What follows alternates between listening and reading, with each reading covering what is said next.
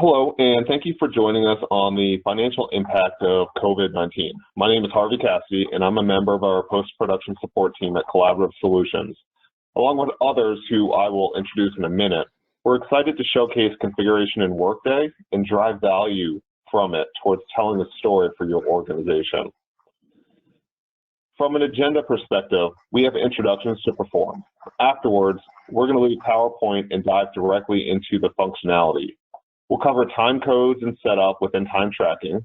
Then we'll naturally connect that to pay components and mapping payroll spend rules and financials. Finally, we will cover reporting with a trial balance of the cost. Alongside me, I have Karen covering time tracking, Violet covering payroll, Justin covering financials, and Leilani, who will cover the reporting side of it. Should you have any questions from this presentation, please feel free to reach out to your engagement manager or submit a Zendesk ticket. And with that, I will turn it over to Karen to kick us off. Thank you, Harvey. As you can imagine, we've seen an influx of client requests surrounding how to track time related to coronavirus pandemic preparedness and time offs. The two most common ways to address these needs would be to either create a time off plan for tracking absences, which uses the Workday absence functionality, or creating a time entry code for tracking either absences or preparedness time using the Workday time tracking functionality. So to give you a little bit of visual assistance on this, we're going to look at the time off plan configuration first. And on your screen, you should see the pandemic COVID-19 time off plan. In creating your time off plan, you'll need to define who is eligible, determine whether this is going to be available for all employees or a subset, and what defines that subset. What is the absence entitlement or accrual? Are we using a specific set of hours? Are you allowing 2 weeks off, or will there be an open-ended time off available? Will the availability for workers to enter their own time be allowed, or should we determine whether this time off will only be able to be entered by managers or administrators on behalf of workers? And then determining what is the amount of time off that workers can take related to this time off, the COVID-19 time off. So can they take off it in quarter-hour increments, hour, or full days? So all of those things need to be considered when you are building your time off plan, from the components of your time off, the accrual, and the eligibility. Once you get the time off plan built and determine who can do the time entry, we're going to just look at one of our employees, Connor Harrington, and assume that we have allowed our workers to enter the time off on their own behalf. We'll look at Connor's absence, and we are going to request an absence. And you can do this either by a specific day at a time or a specific time period. We've done it for him for this time period. And you can see that he has the COVID-19 already requested, and then you can submit similar to what you're doing today with your other time off plans. A final consideration on the time off plan would be to determine if you have any special approvals or notifications that you desire, and if so, this will require updates to your absence-related business processes. That includes the absence calendar, request time off, and correct time off. So for example, if we're going to skip the normal process of having managers approve this time off and have it go straight to an absence administrator, that would be something that would be a business process update. If you would like notifications going to payroll or benefits that alert them to the usage of this time off, that would be an additional notification that would need to be added from the business process perspective. So that concludes the absence piece. And now we're going to move on to creating the time entry code. So your standard second option here will be to create a time entry code that will track the time spent be a time tracking against any time that is spent in preparedness for the pandemic administration. You know, if you're looking at your policies and determining how you're going to administer this, and any time spent in reaction, then you can separate these time codes into different reasons according to preparedness or according to time off taken. So you would prepare the time entry code looking at similar items that you did for the time off plan. You need to determine what your eligibility is. Do you have an existing time code group that can be used, or is a new time code group with differing eligibility required?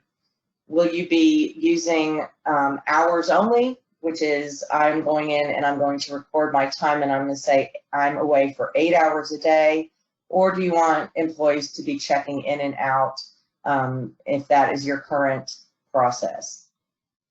We'll also need to determine what is the minimum amount of time to be tracked against this time entry code. Is it a quarter hour, a half a day, or a full day, similar to how we configured the time off plan? And then we need to ensure that we have a time calculation tag created for this time entry code so that this will feed properly to payroll and pay accordingly. One other thing you might want to consider if you are accepting or requiring doctor's notes or anything for time off, you can allow attachments in these requests to allow the employees to submit any supporting documentation in support of their time off request or their time entry code entry. So we will take a look here at Amanda Baker and look at how this works from a time off perspective. I'm sorry, a time entry perspective.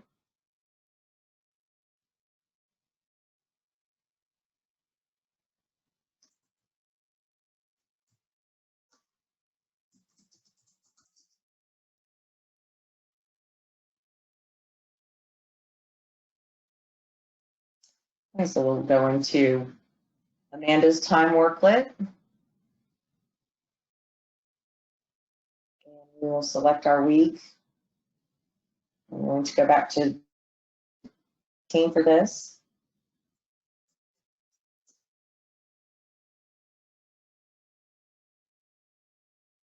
And you can see that Amanda has her time entered for this pay period, and we're going through the end of the year where now we have pandemic COVID-19 time entry code. This is the employee's view if you're allowing them to enter their own time against this time entry code, so they can see this. Here you have the opportunity to define any cost center, division, location, or other work tag details here if that will help you in your reporting. And then you can here again see that this we had selected attachments were allowed. So workers are allowed to attach documents in this example to their time entry request. So that is the visual of the time entry code, and a couple other things that I would like you to consider for both the time entry code and the time off plans. You can effective date them. So via the eligibility rules, you can start and end the plan's availability. If desired, for example, you can say that it's only available on or after a certain period start date and before a certain period end date. So there's some restrictions you can place on the use of that time off plan or that time entry code.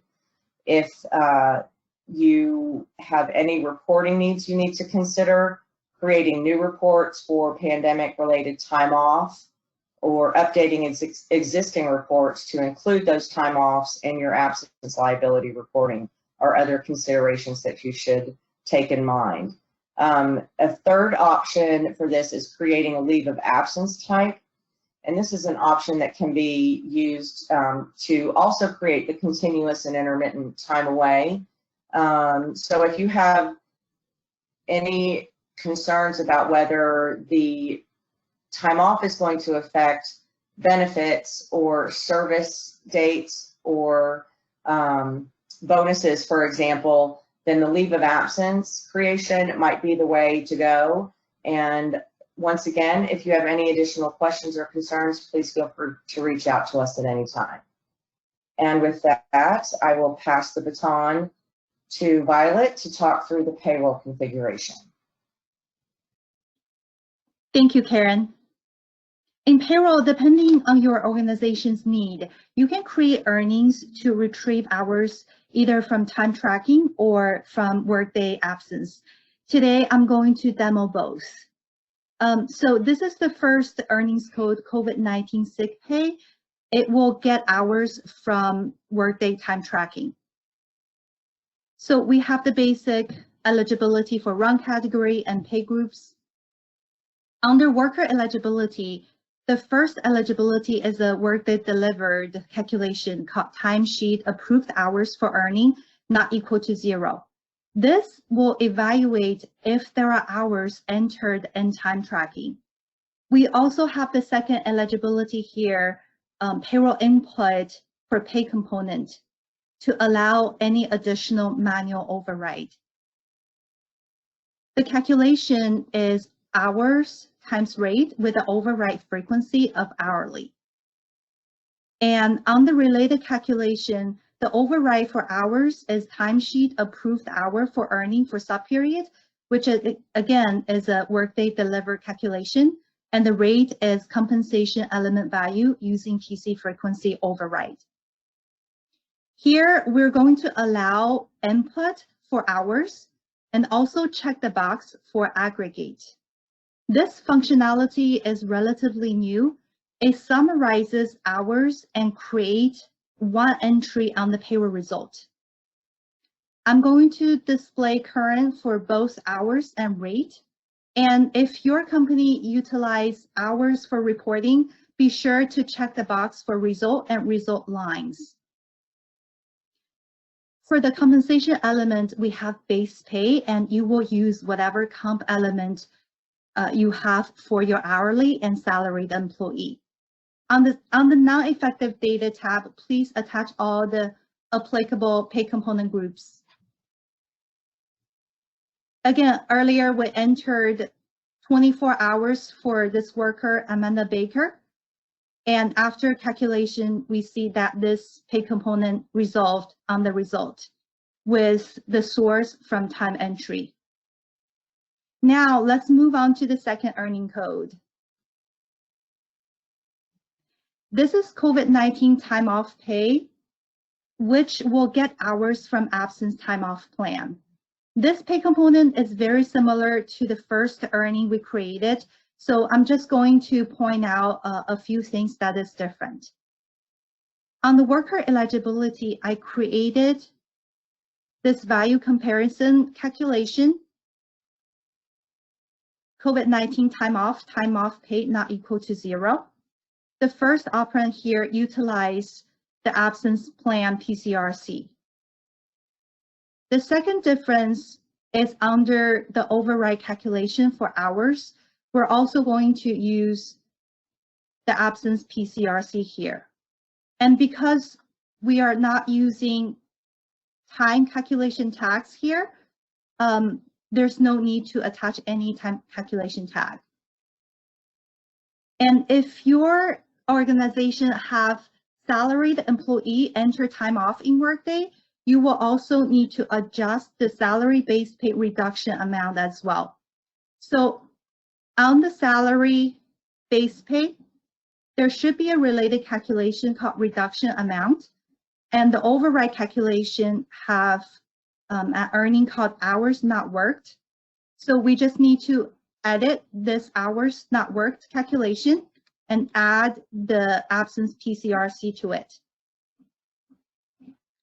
We enter 7 days COVID-19 time off pay for Connor, this employee.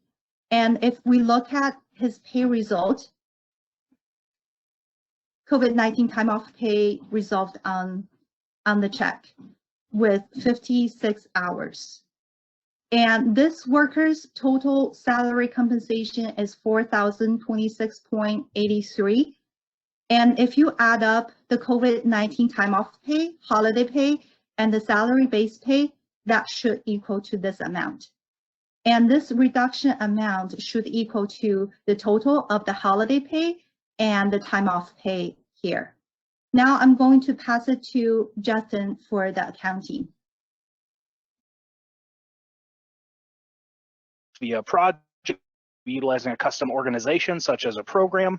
So really this is something that's going to be really dependent on how exactly you're tracking ad hoc events that have an effect against your business. For this particular scenario, we're going to be creating a spend category. So we're going to create a spend category, map that over to the payroll expense rule, and then I'm going to run a trial balance just so you guys can see what this process looks like. So generally speaking, if you think that there's going to be an uptick in the type of things that you're buying, I would suggest you guys use a secondary work tag outside of spend category. So a perfect example would be is that if I'm going in and I'm buying additional medical supplies or lab supplies, dependent on this particular crisis, I would want to see what that additional purchase would look like on top of the payroll expense that's there. So I'm going to use a spend category just so we can see what the payroll expense is going to directly affect the ledger. However, if you did have a secondary work tag, such as a project, a custom org like a program or something akin to that, I would suggest you also utilize that. It just depends on how exactly you're going through and tracking this particular value within your tenant. So I'm going to pull up our account posting rule set, go over to the standard corporate set. And then we're going to be utilizing what's called resulting work tags today. So I'm going to hop into the payroll expense rule. As you can see, we have a couple of different values in here. GMS has, I think, 60 or 70 different companies, so there's quite a few, but this is the pretty standard view as to how all of these things that are getting posted. So as you guys can see, I have one spend category floating around out here, and I'll go and take a look at that configuration here in a minute. But I'm going to edit the posting rule. And as we can see, this is going to hop into salaries and wages. It has a resulting spend category of 1019. And I only have one mapped right here. So I'm going to go ahead and pull in another one. Just going to type in COVID. And as we can see, we have that secondary time off pay. So now we have time off and sick pay. And I'm going to click OK. Perfect. So what this is going to do is this is going to populate your ledger with this particular spend category. So we're going to be able to run this by that one and see the exact financial impact from everybody that's going through and logging time on here. Now, the other portion of this is that if they only work their regular half week, right? So I'm in my traditional role at the organization, and then the other week I took off. Let's say I get paid bi-weekly. In that scenario, you would follow the regular posting rule that's there, and then for whatever we actually had to take off for COVID-19, this would reflect solely for that. So I'm going to show you guys the spend category that I built. And in this case, the only thing we're really worried about is the payroll expense. So I mapped this underneath the payroll expense spend category hierarchy. And then hop on down here. We have COVID-19. So if you guys are worried about there being additional concerns with, let's say there's another natural disaster, or you're looking to track how this might affect, say, from like an earthquake or something akin to that, you could have multiple spend categories underneath this. And in this case, I wanted to see the specific impact of COVID-19.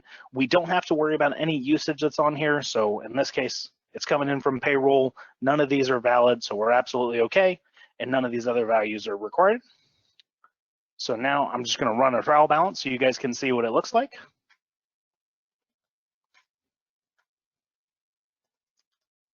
Pull in GMS USA, and in this case, the year was actually 2018. And I'm just going to choose that work tag at COVID. It's going to consolidate across both the time code op and also the sick code. And as we can see, $396 within salaries and wages. If this was used across multiple pieces, such as benefits, such as the other ones, all of those APRs are still available. So if you think that there's going to be additional impact, then you can go in and you can actually run those across all your different ledger accounts. And I'm just going to hop in here. I have a pretty significant view from an implementer account. So I'm going to actually be able to see all of these individual earning codes and job profiles. Depending on the type of access that you as an individual have in your tenant, you might not see all these. It's going to be summarized depending on your like payroll summarization journals. But both options are here. So we have $36 and $360. It just depends on what portion of that is actually paid. Now, there are a couple other different work tags on here. So I'm going to pass it over to Leilani to show you guys some of the custom reporting that you might have available to you if you go down this route. Thank you, Justin. Now that we have our setup, we can analyze the data by creating a custom report. In this example, a matrix report was used using the journal lines for financial reporting data source and the journal lines for company and reporting time period data source filter. Some of the prompts have been excluded at runtime just for this purpose so that we can show some shortened views. Company was defaulted in, period, and also salaries and benefits ledger account and summary. In this case, we are analyzing the salaries and benefits line and the different work tags that roll up into it. But if you build other work tags, say for example, tracking equipment purchases, as Justin mentioned, then you could remove this ledger account selection and select other ledger accounts, or just select the spend categories here in this prompt. This report was built using spend category as a row grouping and location as a column grouping. And now here after runtime, we can clearly see the spend category for COVID-19 and the dollar amount related to that expense in comparison to the other spend categories in this ledger summary. If we click on the 396, we can take a deeper dive into the detail and see that the related work tags in this column shows Amanda Baker's transaction as previously set up, including the other work tags, the earnings work tags associated with the transaction. Other ways you may think of viewing this information or analyzing this information is viewing it by cost center or by position or by component. And if we had multiple periods of the transaction, you may want to view it by periods across a different time period if we had multiple months here, and view the expense as it increase or decrease over time. And that concludes the reporting section. All right, thank you for joining this presentation. We hope you found it valuable and look forward to continuing our partnership in the future. Have a good day.